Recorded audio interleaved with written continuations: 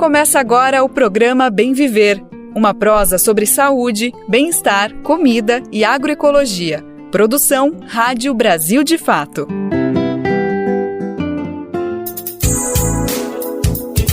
Enfim, ela chegou. Hoje é sexta-feira, dia 5 de janeiro de 2024, a primeira sexta-feira do ano, uma alegria, né? Tá no ar mais uma edição do nosso programa Bem Viver, uma produção do Brasil de Fato, aquela nossa prosa diária sobre assuntos que realmente interessam todo mundo. Quem tá por aqui sou eu, Lucas Weber, e eu te acompanho pela próxima 1 hora, falando sobre agroecologia, saúde, meio ambiente, cultura, além, é claro, dessas outras notícias que movimentam o mundo. A gente precisa se atualizar sobre o que está acontecendo na área da economia, política, enfim, gestão. São várias questões que a gente também precisa levar em consideração, mas aqui no Bem Viver a gente se preocupa ao máximo de trazer isso da maneira mais palatável possível, que todo mundo consiga compreender, porque o objetivo é um só, essa caminhada conjunta rumo ao bem viver. Bora lá então saber quais são os destaques do programa de hoje que está só começando. O que o governo Lula fez e desfez pelo meio ambiente nesse primeiro ano de gestão. O início da aplicação da vacina contra a dengue no Brasil. E amanhã, dia 6, é dia de Reis. Que data é essa e por que ela é tão celebrada e cultuada no Brasil?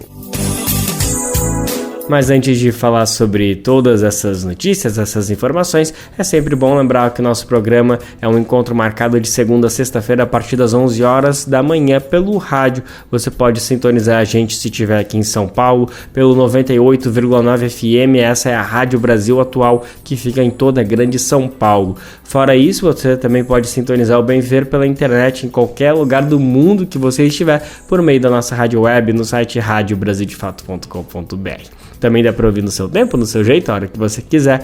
É só acessar o site do Brasil de Fato ou buscar o programa nas principais plataformas de podcast, como Spotify, Deezer, Google Podcast, por aí vai. Você encontra a gente de qualquer maneira, além da super rede de rádios que transmitem o Bem Viver em todo o país. A gente tem muito orgulho desse grupo parceiro que nos ajuda a botar a voz do Bem Viver para tocar em qualquer lugar do Brasil. Quem quiser entrar com a gente nessa missão e quiser disponibilizar gratuitamente o Bem Viver na sua rádio, vai ser o maior prazer em transmitir com você nosso programinho. Vai lá em radiobrasildefato.com.br e clique em como ser uma rádio parceira, que tem o caminho, o tutorial para você entrar junto com a gente nessa. Brasil de Fato, 20 anos. Apoie e lute.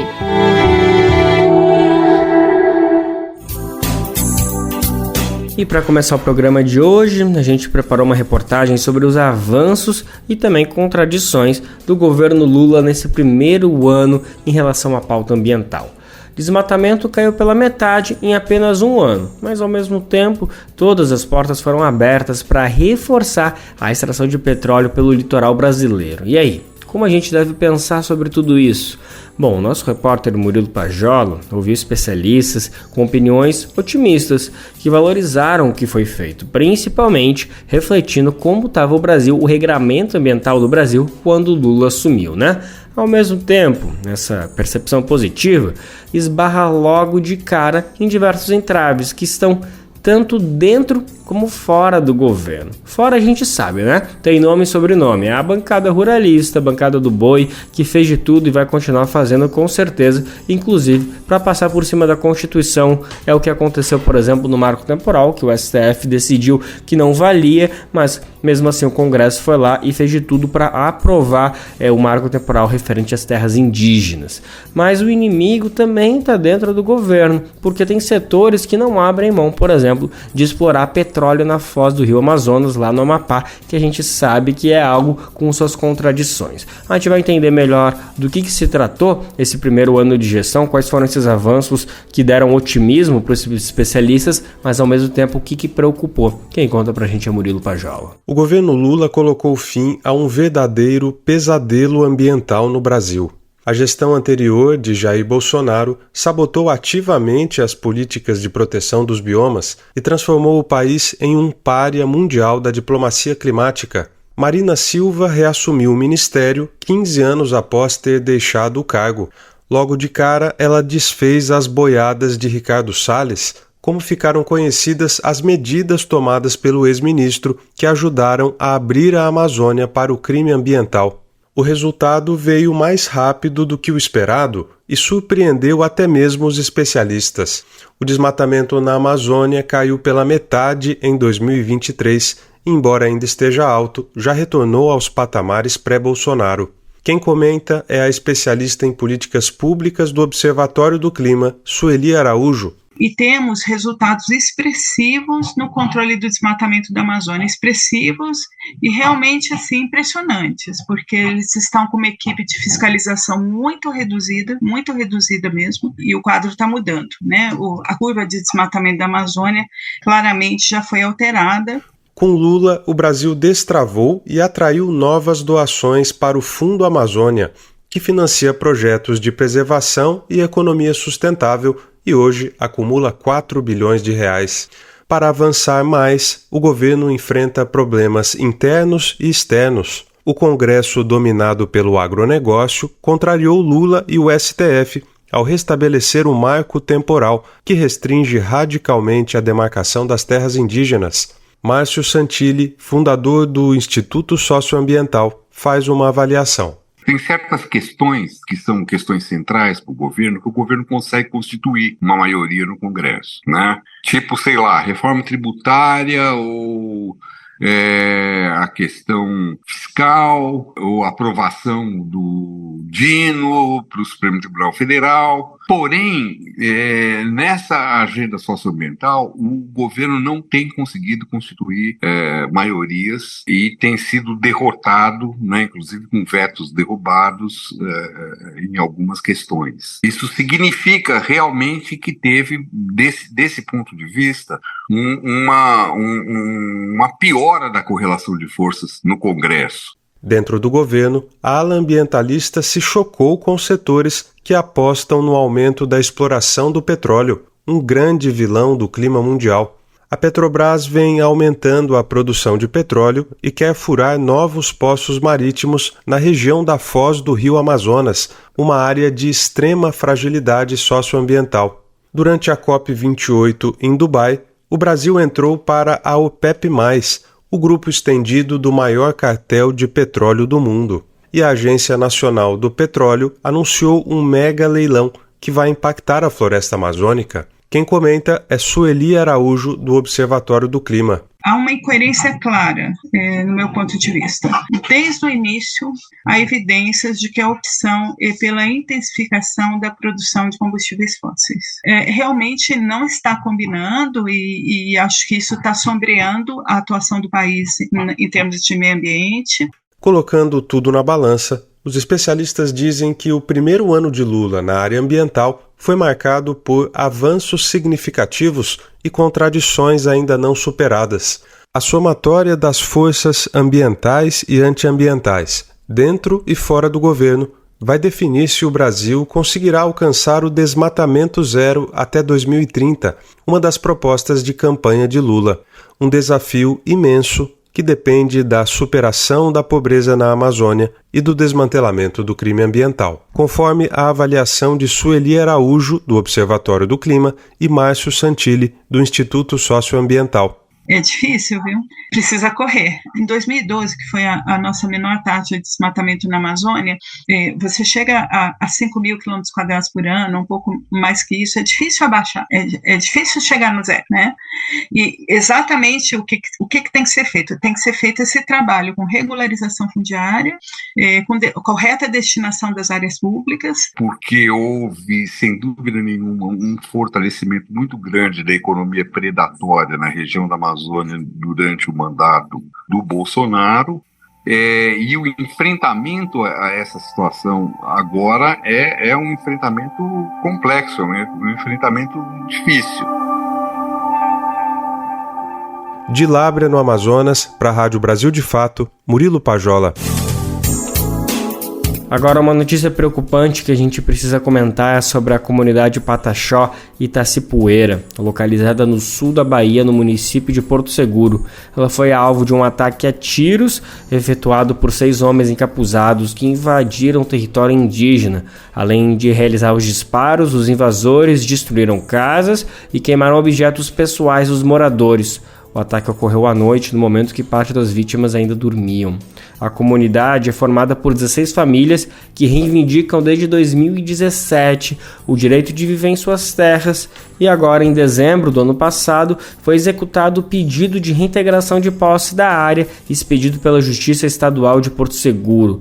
Após a expulsão da comunidade no dia 27 de dezembro, os indígenas retornaram às suas terras, o que resultou no violento ataque empreendido contra a comunidade que a gente estava comentando agora.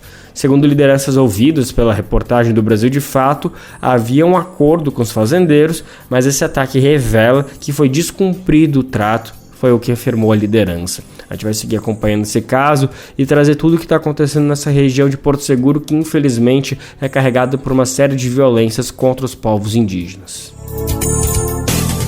Dourados, no Mato Grosso do Sul, foi a cidade que iniciou um momento histórico no Brasil. Agora, nessa semana, começou a ser aplicada a primeira vacina de dengue no país. Por enquanto, a distribuição não vai acontecer em grande escala.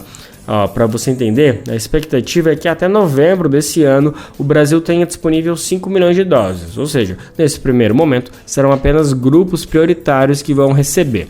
Mas nada muda o fato que sim, é um momento histórico no Brasil e no mundo. Afinal, nós, o Brasil, somos o primeiro país do mundo a distribuir essa vacina da dengue para a população de forma gratuita. Vamos saber mais então como estão sendo essas primeiras aplicações de doses lá em Dourados, essa vacina tão importante contra a dengue. O município de Dourados, em Mato Grosso do Sul, é o primeiro do país a iniciar a vacinação em massa contra a dengue. A imunização começou nesta quarta-feira com a meta de vacinar 150 mil douradenses entre 4 e 59 anos de idade.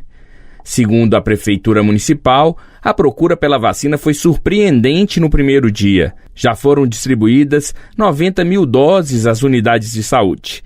A ação é uma parceria da Secretaria Municipal de Saúde com o laboratório japonês Takeda, que desenvolveu a vacina Qdenga. O imunizante deve ser aplicado em 2 doses, com intervalo de 3 meses entre elas. Essa vacina apresentou nos ensaios clínicos eficácia geral de 80,2% contra qualquer sorotipo da dengue após 12 meses da segunda dose. A vacina também reduziu as hospitalizações em 90%. Em dezembro, o Ministério da Saúde decidiu incorporar a vacina Qdenga ao Plano Nacional de Imunização do SUS. Em um primeiro momento, o imunizante não será disponibilizado em larga escala, já que o fabricante tem capacidade restrita de fornecimento das doses. Será definida, ainda em janeiro, a melhor estratégia de utilização da vacina disponível e o público prioritário. E até novembro, o Ministério da Saúde deve receber 5 milhões de doses. Da Rádio Nacional em Brasília, Gésio Passos. Quem está ligado no noticiário nessa semana com certeza ficou sabendo das repercussões por conta da intenção de vereadores de São Paulo de criar uma CPI, uma comissão parlamentar de inquérito, para investigar o padre Júlio Lancelotti. Embora ele atue em São Paulo, o Brasil inteiro com certeza conhece o trabalho que ele faz com pessoas em situação de rua especialmente. O que vem se comentando, afinal, nada é oficial até agora, é que essa CPI vai investigar, ou investigaria, melhor dizendo, ONGs que fornecem alimentos e utensílios para o uso de drogas para essa população. Olha, sinceramente, gente, faltam palavras para descrever o que a gente sente quando escuta uma coisa dessas. Um trabalho tão importante, tão fundamental, esse que o padre Júlio Lancelotti faz, sendo ameaçado dessa maneira, tão descabida, sem nenhum fundamento. Bom, vamos entender melhor qual foi a repercussão depois que essa notícia tomou várias manchetes pelo Brasil? Douglas Matos conta pra gente. Uma onda de apoio ao padre Júlio Lancelotti ocupou as redes sociais nesta quarta-feira depois que o vereador Rubinho Nunes, do União Brasil, anunciou que articula a instalação de uma CPI que tem como um dos alvos a liderança religiosa. Em seu perfil no X, o antigo Twitter, o parlamentar associou Lancelotti, que atua há décadas em prol da população em situação de rua em São Paulo, a uma máfia da miséria, segundo suas palavras, ao comentar a instalação da comissão parlamentar de inquérito na casa. Na imagem publicada, uma caricatura do padre carrega um rato nos ombros. No Instagram, Lancelotti afirmou que não pertence a nenhuma organização da sociedade civil ou não governamental e que possui convênio com a Prefeitura de São Paulo. Ele lembrou que atua por meio de uma ação pastoral da Arquidiocese Paulista e que, por sua vez, não se encontra vinculada de nenhuma forma às atividades que constituem o objetivo do requerimento aprovado para criar a CPI. Não é a primeira vez que Lancelotti é alvo de alas conservadoras da Câmara Municipal de São Paulo e de movimentos de extrema-direita. Em outubro de 2020, Arthur Duval, colega de Rubinho Nunes dentro do MBL, o Movimento Brasil Livre, foi condenado pela Justiça após chamar Lancelotti de, abre aspas, cafetão da miséria, fecha aspas. A Justiça também condenou em agosto de 2022 o bolsonarista Luciano Hang por chamar o Padre Júlio de hipócrita e acusá-lo de defender bandidos. A CPI, se instalada, terá como objetivo declarado investigar ONGs, organizações não governamentais, que supostamente fornecem alimentos, utensílios para uso de substâncias ilícitas e tratamento aos grupos de usuários que frequentam a Cracolândia. Outro alvo da comissão é o movimento Craco Resiste, que também atua com as pessoas em situação de vulnerabilidade no centro de São Paulo. Daniel Mello, membro do movimento, classificou a CPI como uma tentativa de tirar o foco da política municipal para tratar da Cracolândia. É todo uma tentativa de intimidação e de tirar o foco da discussão, né? Que a questão, o centro da discussão desde o início da gestão Dória, e passando pela gestão Covas, gestão Tarcísio, gestão todos esses pilantras que passaram aí, está se apostando na política de violência policial associada à internação, que é uma gastança de dinheiro público sem resultado para ninguém, que só piora a situação das pessoas pobres, piora a situação do bairro, porque você acirra um clima de conflito, de violência, de caos. Sobre a tentativa de instalar a CPI, a expectativa do movimento, de acordo com Mello, é que isso não aconteça. Nossa expectativa é que não vá para frente, A gente pensa que o conjunto da Câmara de Vereadores vai entender que a cidade tem outras prioridades, vai buscar agir com mínima seriedade, não tem nenhum fundamento, é isso, não tem nenhum fundamento, então a gente acredita, ainda que tem um perfil conservador a Câmara, mas a gente espera que se trabalhe com o mínimo de fundamento, com o mínimo de seriedade, então a gente não tem expectativa. O pedido de abertura da CPI foi protocolado na Câmara Municipal em 6 de dezembro do ano passado. De acordo com a apuração do jornal Folha de São Paulo, o vereador Rubinho Nunes trabalha numa articulação para que a comissão parlamentar seja instalada em fevereiro, após o fim do recesso. O Brasil de Fato tentou contato com o vereador, mas não obteve retorno. O espaço está aberto para o posicionamento. Nas redes, a reação à notícia da articulação para a CPI foi negativa. O X, ou antigo Twitter, registrou até o fim da tarde desta quarta-feira mais de 70 mil posts sobre o assunto. O ministro das Relações Institucionais do governo Lula, Alexandre Padilha, do PT, manifestou apoio e solidariedade ao Padre Júlio e classificou a proposta da CPI como inacreditável. Uma das lideranças do MST, o Movimento dos Trabalhadores Rurais Sem Terra, João Pedro Stedley, foi na mesma linha e afirmou que a instalação da CPI é nitidamente uma tentativa de perseguição política ao Padre Júlio. A deputada federal Sâmia Bonfim, do PSOL, disse que é inadmissível que a Câmara de Vereadores paulistana tente instalar uma CPI contra o religioso. Fernanda Melchiona, deputada também do PSOL do Rio Grande do Sul, escreveu que, abre aspas, a extrema-direita, liderada por um dos fundadores do MBL, tenta instaurar uma absurda CPI na Câmara de São Paulo para perseguir e tentar criminalizar o Padre Júlio, fecha aspas.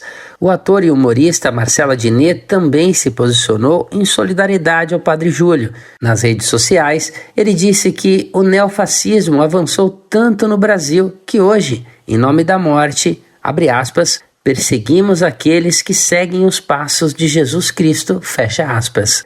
De São Paulo, da Rádio Brasil de Fato, com reportagem de Caroline Oliveira. Locução, Douglas Matos. Importante comentar que a Arquidiocese de São Paulo informou que está acompanhando com perplexidade a articulação justamente para a abertura de uma comissão parlamentar de inquérito na Câmara Municipal de São Paulo.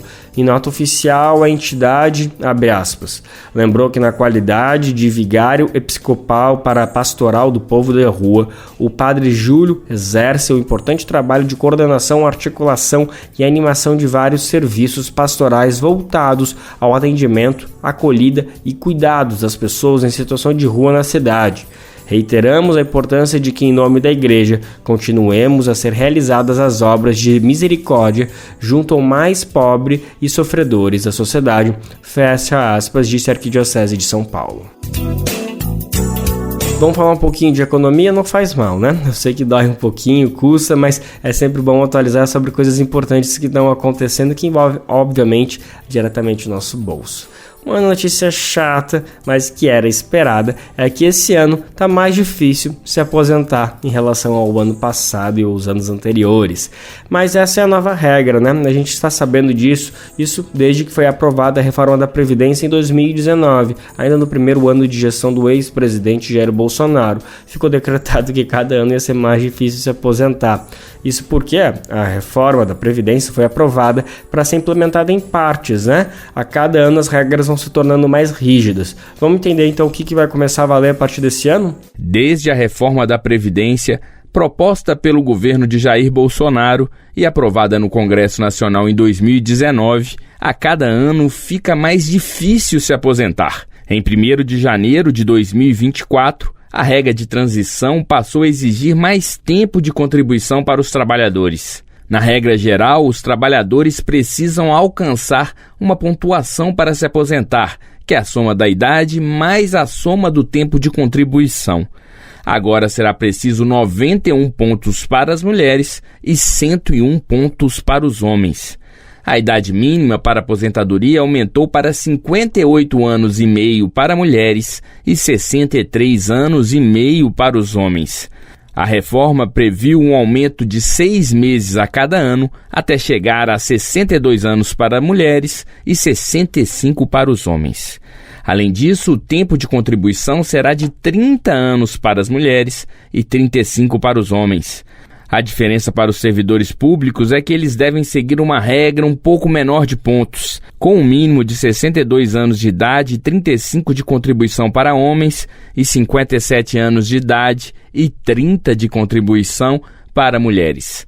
A servidora Fernanda Lima está na expectativa de completar 57 anos de idade para se aposentar. Bem, eu estou com o coração assim bem ansioso, bem feliz por poder me aposentar, né? Claro que eu vou sentir falta, né? Como você falou, são quase 40 anos aqui de convivência no mesmo ambiente, né? Com os mesmos colegas, porque eu sempre trabalhei no mesmo órgão, mas é uma coisa que eu quero muito me aposentar, para viver outra vida, né? Porque a gente fica muito preso também, carga horária, né? Então eu quero muito me aposentar. O presidente do INSS, Alessandro Stefanuto, destaca que a transição permite diminuir a dureza da reforma da Previdência. Essa regra de transição faz com que a pessoa, sim, tenha que contribuir mais alguns anos, mas não se enquadre na regra nova. Essa regra, ela faz com que as pessoas possam se aposentar sem aplicar a regra nova, mas dentro de um mecanismo de pontos que acaba impondo a essa turma mais um pouquinho de contribuição. Então a regra de transição, ela vem de alguma forma mitigar, diminuir a dureza da reforma para aqueles que já estão próximos de se aposentar, né? Desde o ano passado, trabalhadores com pouco tempo de contribuição e que se aposentavam antes da reforma por idade têm que seguir uma nova regra. A idade mínima de 65 anos para homens e 62 para mulheres e um tempo mínimo de contribuição de 15 anos. Pelo site meu.inss.gov.br ou pelo aplicativo Meu INSS, o contribuinte pode acessar o simulador para aposentadoria.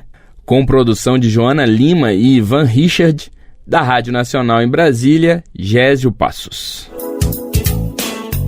Um debate legal para a gente fazer é sobre a figura do ministro da Economia, Fernando Haddad. Afinal, ele foi um vencedor nesse primeiro ano de gestão ou ele perdeu a maioria das batalhas que encampou? Bom, é realmente um debate interessante porque não se trata apenas de uma disputa de Fernando Haddad com o Congresso, mas com o próprio governo. A gente viu como nem sempre o que ele defendia era igualmente reproduzido por algumas figuras, por algumas alas do PT.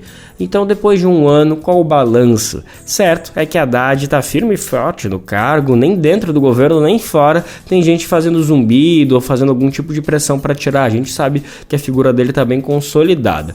A nossa reportagem preparou um material justamente falando dessas vitórias que Fernando Haddad teve, para a gente entender melhor como que ele jogou esse jogo de xadrez nesse primeiro ano de gestão Lula.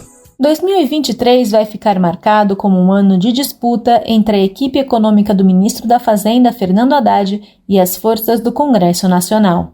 O motivo do embate foi a busca de espaço para aumentar os gastos do governo e também a arrecadação da União. A queda de braço envolveu a discussão de pelo menos 7 propostas legislativas de interesse do Executivo. Todas elas acabaram aprovadas e convertidas em lei. Isso só ocorreu, no entanto, após modificações de projetos e concessões políticas do governo.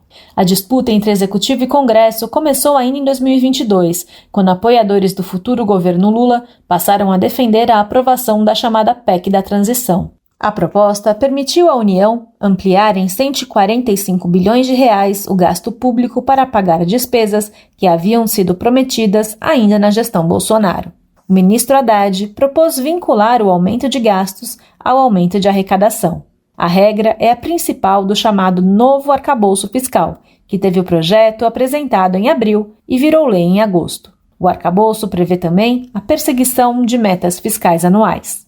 Ao negociar a aprovação da regra, Haddad prometeu zerar o déficit da União já em 2024. O governo gasta mais do que arrecada desde 2015. O arcabouço acabou aprovado sob este compromisso. Com ele convertido em lei, Haddad precisou reforçar seus esforços para aumentar a arrecadação do governo em cerca de 160 bilhões de reais já para 2024. A aprovação dessas propostas demorou e só ocorreu após concessões do governo sobre o texto e também por poder no executivo. A aprovação dessas propostas demandou intensa negociação. E o preço foi alto, como destaca Adão Real Pereira dos Santos, presidente do IJF e membro do coletivo Auditores Fiscais pela Democracia. Todas essas medidas que eu falei, elas não foram baratas, ou seja, o governo teve que fazer muitas concessões para que elas fossem aprovadas. Primeiramente, o governo optou por enviar medidas provisórias sobre os temas visando mudanças imediatas. Essas MPs acabaram sendo ignoradas na Câmara dos Deputados e perderam a validade. Então, o governo foi obrigado a enviar projetos de lei contendo as mesmas propostas. Elas acabaram modificadas, mas enfim viraram lei. Nesse período, Lula fez uma reforma ministerial para acomodar representantes do chamado Centrão no Executivo. Também mudou a presidência da Caixa Econômica Federal e a cedeu a um aliado do presidente da Câmara dos Deputados, Arthur Lira, do PP. Coincidentemente, horas após as mudanças na Caixa, em outubro, Lira colocou em votação o projeto para a taxação de super-ricos na Câmara. Apesar disso, o economista Pedro Faria, pesquisador na Universidade Federal de Minas Gerais, avalia que até mesmo as vitórias do governo foram prejudicadas. Me parece que o governo subestimou a dificuldade, especialmente a Fazenda, a dificuldade que teria com a aprovação dos projetos no Congresso. Vários projetos não foram aprovados muito tardiamente, o que reduz o efeito potencial deles, nesse ano, obviamente, mas também reduz, às vezes, o potencial de arrecadação até no ano que vem, porque muitos projetos ainda vai ter que regulamentar, vai ter que normatizar com portarias, etc. Em meio a todas essas negociações e concessões, o governo manteve-se mobilizado para a aprovação da reforma tributária sobre o consumo. O tema era debatido havia 40 anos. Já havia propostas com discussões avançadas no Congresso antes de Lula tomar posse. Haddad resolveu apoiá-las e tornou o tema uma prioridade. O ministro criou na Fazenda uma secretaria especial sobre a reforma. Nomeou secretário, ainda em janeiro, o economista Bernard Api, especialista em tributos. Foi ao Fórum Econômico Mundial, em Davos, na Suíça, e disse que queria a reforma aprovada ainda no primeiro semestre, reforçando o apoio governamental à proposta. A aprovação só veio em dezembro. Ainda assim, foi considerada uma vitória histórica de Haddad. Antes da votação, Lula empenhou 10 bilhões de reais para emendas parlamentares. Também em Davos, ainda em janeiro, Haddad disse que o governo usaria seu capital político para aprovar, ainda em 2023, uma reforma tributária sobre a renda e o patrimônio. Essa reforma serviria para que Lula cumprisse sua promessa eleitoral de colocar o rico no imposto de renda e isentar do tributo quem ganha até R$5 mil. Essa reforma, no entanto, sequer foi apresentada ao Congresso. A reforma tributária aprovada prevê que uma proposta seja encaminhada até o final de março. Haddad já disse que trabalha no assunto, mas em entrevista ao jornal O Globo nesta terça-feira, admitiu que a discussão pode ficar para 2025 por conta das eleições municipais. Para além disso, Haddad já começa o ano tendo que lidar com questões ligadas à arrecadação. Os projetos apresentados em 2023, após mudanças, não devem render à União os 160 bilhões necessários para zerar o déficit fiscal. E o Congresso, por sua vez, aprovou desonerações, mesmo contra a vontade do governo. A mais significativa é a desoneração sobre a folha de pagamento de 17 setores econômicos até 2027. Lula vetou o projeto, mas o veto foi derrubado por parlamentares. Na última semana do ano, Haddad enviou uma MP ao Congresso para promover uma reoneração gradual dos setores beneficiados. Essa MP já foi criticada por parlamentares e nada garante que ela vai ser aprovada em 2024, como alerta o professor Pedro Faria. O prospecto, é de piorar, inclusive, porque o Congresso está avançando em cima do governo. O líder do governo, deu uma fala essa semana de que eles vão responder, eles não vão aceitar, e o Congresso vai dificultar mais, Em nota enviada ao Brasil de Fato, o deputado federal Zeca Dirceu, líder do PT na Câmara dos Deputados, lembrou que em 2023, abre aspas, houve negociações mais ou menos simples e por vezes duras, fecha aspas. Ainda de acordo com o petista, os principais objetivos foram atingidos. Mas, segundo suas palavras, isso não significa que a versão final dos projetos aprovados tenha sido sempre a que o governo e o PT gostariam. De São Paulo, da Rádio Brasil de Fato, com reportagem de Vinícius Kontinski, locução Thalita Pires. Olha só, importante esse aviso. A partir de hoje, sexta-feira, está aberto o período para aderir ao programa de renegociação de dívidas com a Receita Federal. Lembra que no começo da semana a gente falou sobre isso? Pois é, agora a gente vai entender como funciona na prática para participar. Bora lá. Começa nesta sexta-feira e vai até 1º de abril o período de adesão ao programa da Receita Federal que permite o pagamento das dívidas com redução de até 100% de multas e juros. A medida incentiva os contribuintes a regularizarem débitos não declarados, evitando autuações e ações na Justiça. Podem aderir pessoas físicas ou jurídicas. A dívida pode ser liquidada com redução de 100% das multas e juros, sendo necessário o pagamento de 50% como entrada, com o restante parcelado em até 48 prestações mensais. As inscrições deveriam ter começado na última terça-feira, mas foram adiadas por causa de problemas técnicos. Segundo a Receita, a alteração no prazo não afeta os incentivos que o contribuinte pode obter. A renegociação abrange todos os tributos administrados pela Receita, incluídos os créditos tributários de auto de infração, notificação de lançamento e despacho decisório. O formulário está disponível no portal do Centro Virtual de Atendimento no site gov.br/Receita Federal. Da Rádio Nacional, em Brasília, Renato Ribeiro. O Congresso Nacional vai sediar, na segunda-feira, dia 8, um ato com representantes dos 3 poderes e cerca de 500 convidados para marcar justamente um ano dos ataques golpistas de 8 de janeiro. chamado de Democracia Inabalável. O ato terá a participação do presidente da República, Luiz Inácio Lula da Silva, dos presidentes da Câmara e do Senado, Arthur Lira do PP e Rodrigo Pacheco do PSD, além do presidente do Supremo Tribunal Federal, que é Luiz Roberto Barroso, além desses 500 convidados que eu citei antes, né?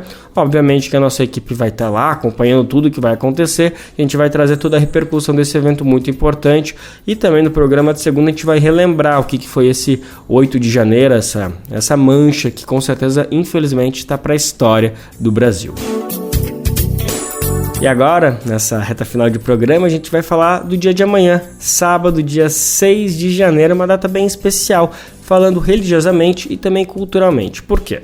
6 de janeiro é dia de Reis, é uma tradição que se vincula, obviamente, diretamente ao cristianismo, mas que acabou se disseminando pelo Brasil e é celebrado mesmo por pessoas que não têm tanta proximidade com as religiões relacionadas, né? O dia de Reis, segundo a tradição cristã, seria aquele em que Jesus Cristo, recém-nascido, recebeu a visita de 3 reis magos. Aqui no programa, a gente achou bacana trazer esse debate sobre a data, relembrar um pouquinho que história é essa, como se conta e, obviamente, discutir como que ela se encaixa na nossa cultura, como a gente tem que ver ela dentro da cultura brasileira.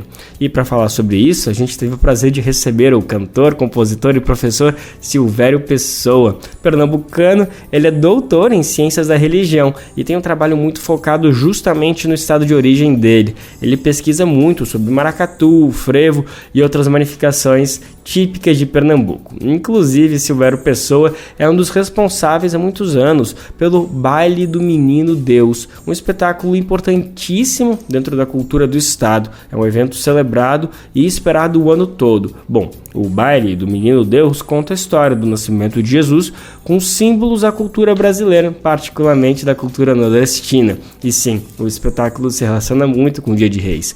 Por isso a gente trouxe ele para o nosso programa. Quem conversou com ele foi a nossa repórter Beatriz Ramos. Vamos ver agora o papo dos dois. A primeira pergunta seria nesse sentido, assim, de qual que é a relação. Você trabalha com o Baile do Menino Deus, né? Isso também, faço parte do elenco, já faz 19 anos que eu tô lá. Aí a gente queria saber qual que é a relação do baile com o Dia de Reis, se tem alguma. Ah, tá. Isso é legal, tranquilo. Pronto, a primeira pergunta é a relação do Baile do Menino Deus com a Festa de Reis. O Baile do Menino Deus é um auto de Natal, é uma ópera popular escrita por Ronaldo Corrêa de Brito, um grande escritor e também um grande dramaturgo. É ele que dirige todo o elenco e as ideias, né, sempre renovadas do Baile do Menino Deus. O elenco tem mais de 180 pessoas trabalhando entre bailarinos, músicos, solistas, coro infantil, coro adulto, toda uma trupe, né, na área de cenografia, na área de montagem, de iluminação, de sonorização. É um grande espetáculo que acontece no Marco Zero, que é o centro do Recife, dias 23, 24 e 25. É inspirado no livro chamado O Baile do Menino Deus. Foi transferido para o teatro, para uma peça de teatro, e cresceu. O Baile do Menino Deus tem inspiração, obviamente, no nascimento do menino Jesus. E uma das partes, um dos módulos do Baile do Menino Deus é exatamente a chegada dos santos reis do Oriente, que é exatamente Belchior, Baltazar e Gaspar, que vieram do Oriente para visitar o Salvador, né, ou o Menino Deus, ou o Menino Jesus. Então é uma parte, né, do espetáculo extremamente significativa. O Baile do Menino Deus tem uma peculiaridade, né, que eu acho que é o grande destaque, que é a adaptação, vamos dizer assim, da história bíblica do nascimento do menino Jesus, principalmente no evangelho, nos 4 evangelistas, né, Mateus, Marcos, Lucas, João. Então ele transfere essa história universal com uma linguagem nordestina. Então, os santos reis do Oriente, né, os reis magos presentes, né, de forma muito simples, muito sem aprofundamento, né, no Evangelho de Mateus, se não me engano, eles são reis do maracatu. Eles são os três reis representam exatamente os reis do maracatu, né? O maracatu, aqui tem o maracatu de baque solto, o maracatu de baque virado, e também tem, não é, os coquistas, as cirandeiras, tem as festas de terreiro, e tudo isso representa uma corte.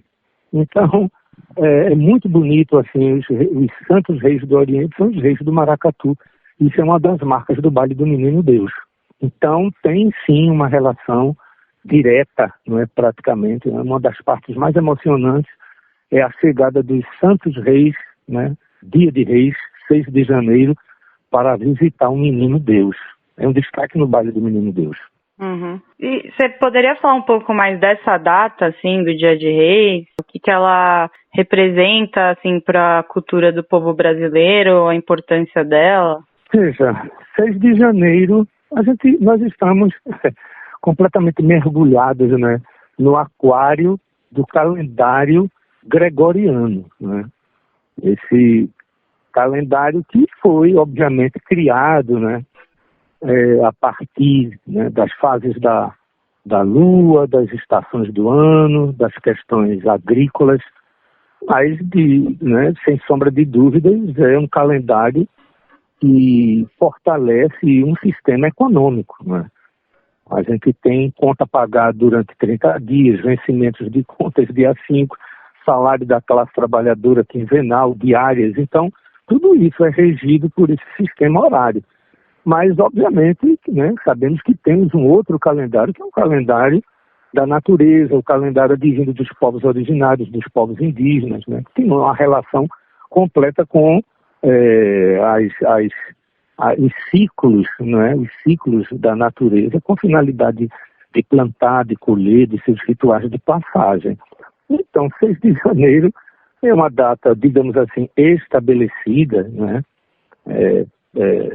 Presume-se, né, que, na tradição, que foi na data de 6 de janeiro que os reis, os santos reis, né, os reis do Oriente, santos depois, né, mas os reis do Oriente, a partir de uma estrela, né, que viram no céu, eles se reuniram, né, de partes distintas do Oriente e seguiram para Belém, não é? Onde, tanto é que se chama essa estrela de Belém, inclusive é um destaque também do baile do Menino Deus, e essa estrela guiou os reis no dia 6 para visitar, né, esse menino que nasceu e que estava aguardado e esperado, né,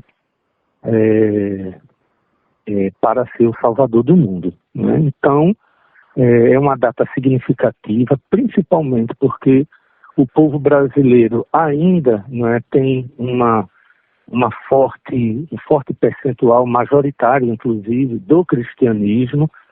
O último censo que nós temos ainda é o censo de 2010, onde coloca, inclusive, os percentuais de destaques, né, das religiões presentes no Brasil, mas de forma significativa e segura, o Brasil é um país cristão, não é? Embora hoje tenhamos a busca, né, de uma convivência fraterna, de coexistência com as religiões africanas, com as religiões afro-ameríndias, com inclusive o ateísmo, com a chegada, inclusive, né, de aproximações com tradições da Índia, através da yoga, da meditação, do autoconhecimento. Então, hoje o Brasil realmente, ele é, digamos assim, um caldeirão religioso, no qual o que se busca hoje, principalmente, é a convivência fraterna entre essas denominações. Mas o Dia de Reis é um dia pertencente, né, ao calendário gregoriano, ao calendário ocidental e principalmente ao calendário cristão. E também marca, né, marca de forma festiva a maioria dos estados brasileiros. Aqui no Nordeste tem uma grande festa no dia 6 de janeiro, que é a queima da lapinha, que é o desmanche ou a desmontagem do ciclo natalino. Né? Aqui em Recife, principalmente, tem uma solenidade, vamos dizer assim, uma brincadeira, uma festa linda com os pastoris, com os reisados no pátio de São Pedro, onde a lapinha, a queima da lapinha representa exatamente o desmonte da árvore de Natal, desse ciclo tão bonito, que é a fase do advento, né, do nascimento do menino Jesus. Isso é muito significativa, essa data para o nosso povo, para o povo brasileiro, porém alguns estados se destacam mais por essa ênfase, não é, de tradições da religiosidade popular, do catolicismo popular, principalmente no caso aqui do Nordeste. Alagoas, Recife, aqui Pernambuco, Sergipe, Rio Grande do Norte, Paraíba, não é? Enfim, é isso aí. E você comentou que é uma celebração muito ligada ao cristianismo, né? E essa data, ela é comemorada em outras religiões ou não? E se ela é, como que ela é celebrada ou incluída aí no calendário de outras religiões? Veja, as outras religiões, elas respeitam, obviamente, eu não saberia dizer assim, que outras religiões, né? Porque fora o catolicismo, a gente tem um universo evangélico aqui, protestante no Brasil. As tradições de terreiro, existe o sincretismo, existe a saudação, mas é uma outra cosmovisão, né? A cosmovisão dos orixás, é a cosmovisão dos rituais, da cerimônia. Vamos dizer, você percebe, por exemplo, no ciclo junino, não é? No ciclo de São João, João, Pedro e Antônio, né? Santo Antônio, São Pedro e São João, com denominações diferenciadas no universo dos orixás, Xangô, Ogum. Então, assim, eu vejo mais uma questão de respeito, né? De acolhimento à data, mas eu não conheço as diversas outras religiões, como a religião, os protestantes, as tradições indígenas, né? É uma cosmovisão completamente diferente da nossa. Também não saberia dizer na tradição muçulmana, na tradição judaica. Eu destaco aqui a minha vivência, a minha experiência, de fato, é de um catolicismo, do cristianismo, e principalmente com esse recorte aí no catolicismo popular e na religiosidade popular. Certo. Aí, para a gente encaminhando para o final, queria que você falasse um pouco a importância de manter essas manifestações culturais vivas no cotidiano da população, porque é importante que elas não se percam, assim, tanto aí você falando do baile do Menino Deus, como também você comentou desse, como que é, da lata? A queima da lapinha. Isso. Como é que, quais os impactos, assim, o que essas manifestações, elas provocam, assim, no cotidiano da população, ao seu ver? Sem sombra de dúvidas, um povo forte, um povo emancipado, um povo que coordena e que dirige suas ações, suas necessidades, principalmente o Brasil, que tem uma visível, não é? Uma visível distância entre as classes sociais. Nós somos um país completamente dividido em classes sociais. Está aí nítido esse distanciamento social, gritante, não é? Nós ainda temos um índice de fome alarmante, nós temos um índice de violência alarmante, nós temos um índice de discrepância de salário mínimo, de alimentação, visível. Obviamente que todos os países, né, principalmente a maioria aqui da América Latina, luta, né, por essa diminuição né, entre a classe trabalhadora, por exemplo, é uma classe sacrificada aí, como é que se vive com o salário mínimo, mas obviamente que se luta, não é, que se busca cada vez dias melhores, né, principalmente para essa classe tão sacrificada economicamente. E a tradição, a religiosidade popular, não é, a cultura dos povos, né? Porque a gente aqui no Brasil não tem um povo só, a gente tem vários povos, nós temos a convivência e a participação significativa, né? Visível da nação africana. Nós temos os povos indígenas, obviamente com todos esses sacrifícios, né, que esses povos se mantêm, e tudo que existe na cultura popular é exatamente a advinda dessa classe sacrificada. A cultura popular, se você pega a religiosidade popular e tira da cultura popular, vai ficar faltando um espaço. O reizado é religiosidade, o maracatu, nação de baco virado, é religiosidade. O ciclo natalino é religiosidade. O ciclo junino é religiosidade. E até para não escapar, o próprio carnaval, a quarta-feira de cinza, marca exatamente o início da quaresma. Aí já vem o período, né, da Páscoa, mais um calendário cristão. Então, quando a gente fala em religiosidade popular, é uma religiosidade criada pelo povo, inventada pelo povo. As peregrinações, as procissões, as visitas às fontes milagrosas. Inclusive, eu tenho um livro chamado Religiosidade Popular, foi um mestrado que eu fiz entre o sul da França e aqui no nordeste do Brasil, que destaca exatamente tudo isso que eu estou comentando aqui.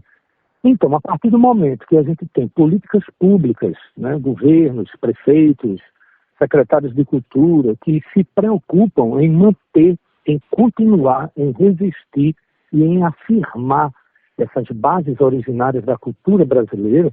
Você tem samba no Rio de Janeiro, você tem toda essa gama de... você tem o boi, o Bumba Meu Boi, não é? Lá no Pará, você tem a Amazônia, meu Deus, tanta coisa, tantas expressões significativas, mas ao mesmo tempo você tem a moda, você tem a culinária fala muito da cultura intrínseca do nosso povo, das nossas origens, a moda, a música, o teatro, a dança, não é? A dramaturgia, fantástico, o cinema. Então, a partir... eu ia me esquecendo de falar também sobre as culturas da periferia, né? O movimento hip hop, que completou ano passado 50 anos, o break, o skate. Ou seja, isso é venoso, isso é DNA do povo brasileiro. Então, a partir do momento que você tem políticas públicas e gestores preocupados em manter, em continuar, em destacar e em valorizar essas expressões, que raramente nós, né, encontramos na mídia, vamos dizer assim, oficial, né? A gente tem uma televisão, a gente tem uma internet aí, que o que está destacado e o que está sendo proposto, né, para uma educação cultural do nosso povo não é a base da cultura brasileira.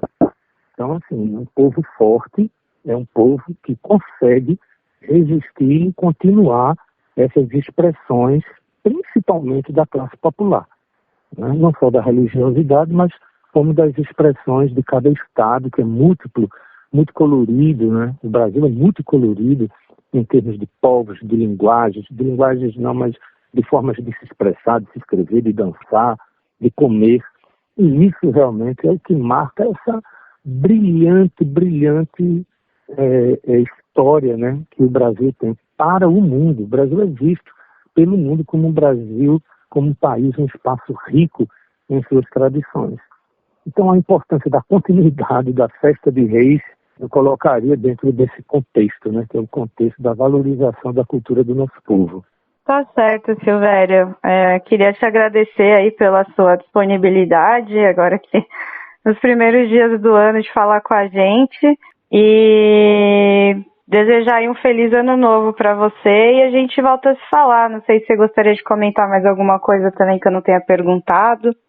Não, meu amor, foram praticamente 3, 4 perguntas bem colocadas. Apareçam aqui, o Recife, o Carnaval está aqui, vai ter muita coisa bacana, né? Tudo isso que eu falei, muitas dessas expressões vão estar nas ruas, aqui Olinda, Recife, o interior. Apareçam aqui, eu que agradeço a credibilidade do convite, espero ter colaborado e vamos em frente. É isso aí.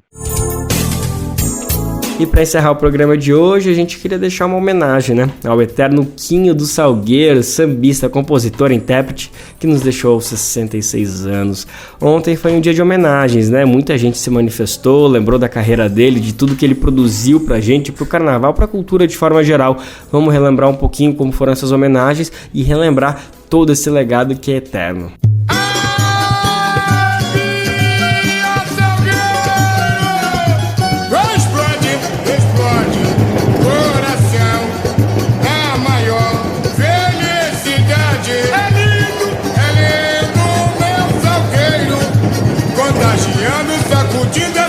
Nascido Melquisedeque Marins Marques, Quinho era considerado um dos maiores símbolos do carnaval carioca. Na passarela do samba, comandou desfiles icônicos do Salgueiro e da União da Ilha. Nas redes sociais, artistas, autoridades e fãs manifestaram tristeza pela morte de Quinho. O prefeito do Rio lamentou a morte do artista e prestou sentimentos aos salgueirenses, amigos e familiares de Quinho. Que perda para o carnaval carioca e para a nossa cultura, escreveu Eduardo Paes. Emocionado, o cantor Neguinho da Beija-Flor falou sobre o amigo. Grande amigo, grande irmão, parceiro de viagens pelo Brasil e até fora do Brasil, divulgando nossa arte, que é o nosso samba. Um excelente amigo e uma grande perda do carnaval. Zé Paulo Sierra, intérprete da Mocidade Independente de Padre Miguel, também lamentou a morte do cantor. Uma das maiores referências de vitória, de conquista entre os intérpretes de samba. Então a gente não perde só o fenômeno, o ídolo, essa representatividade, a gente perde um amigo. Agora é seguir pedindo e orando por luz e por bons caminhos para ele, que ele continue arrepiando lá de cima. Meu pai, não chore, pois vou sorrir. Felicidade, velho Ita vai partir. Foi no balanço da sua tarde. Eu vou no mar, eu jogo saudade. Amor, o tempo traz esperança e ansiedade. Vou navegando em busca da felicidade. Quinho começou a carreira no bloco Boi da Ilha, que deu origem à escola de samba União da Ilha. Depois passou a cantar junto com Haroldo Melodia, na escola da Ilha do Governador. Ele foi para o Salgueiro em 1991 e em 1993 se destacou com Peguei um Ita no Norte, com o refrão Explode, explode, coração, é a maior felicidade. No ano seguinte, o intérprete voltou para a União da Ilha. Ito Melodia, filho de Haroldo Melodia, também falou sobre o artista. Sabia dos cuidados de saúde dele, mas recebi uma notícia dessa muito ruim.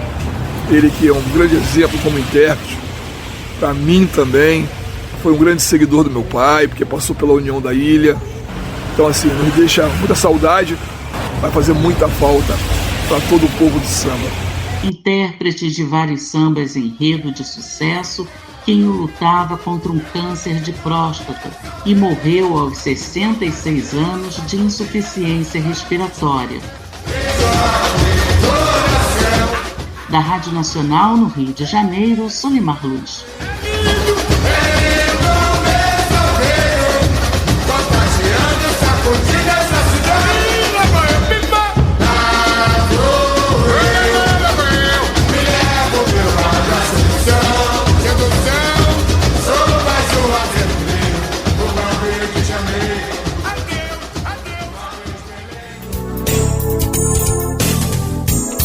E assim a gente anuncia que o Bem Viver de hoje fica por aqui. Muito obrigado por ter nos acompanhado nessa primeiríssima semana do ano. É muito bom contar contigo nesse dia que tá todo mundo ainda voltando um pouquinho devagar. É bom ter uma boa companhia aí do outro lado. E olha só, semana que vem, que já tá todo mundo de volta pra batuta, a gente com certeza vai estar aqui cheio de novidade. Então vem com nós, que a gente tá te esperando só pra começar a semana. Você pode conferir o Bem Viver na Rádio Brasil Atual 98,9 FM, na Grande São Paulo, ou no site radiobrasildefato.com.br. O programa vai ao ar em diversas rádios pelo país e a lista completa de emissoras que retransmitem o Bem Viver você encontra no nosso site, na matéria de divulgação diária do programa. Aqui a gente aproveita para agradecer esses veículos por estarem com a gente. Lembrando que o Bem Viver também fica disponível como podcast no Spotify, Deezer, iTunes e Google Podcast. A apresentação e o roteiro deste programa foi de Lucas Weber. Edição e produção de Mariana Lemos, Daniel Lamir e Douglas Matos. Trabalhos técnicos de Lua Gattinoni, Alisson Oliveira e André Paroche. Coordenação de Rádio e TV, Muniz Ravena. Diretora de programas de áudio, Camila Salmásio. Direção executiva, Nina Fidelis. Apoio toda a equipe de jornalismo do Brasil de Fato. Você ouviu o programa Bem Viver, uma prosa sobre saúde, bem-estar, comida e agroecologia. Produção Rádio Brasil de Fato.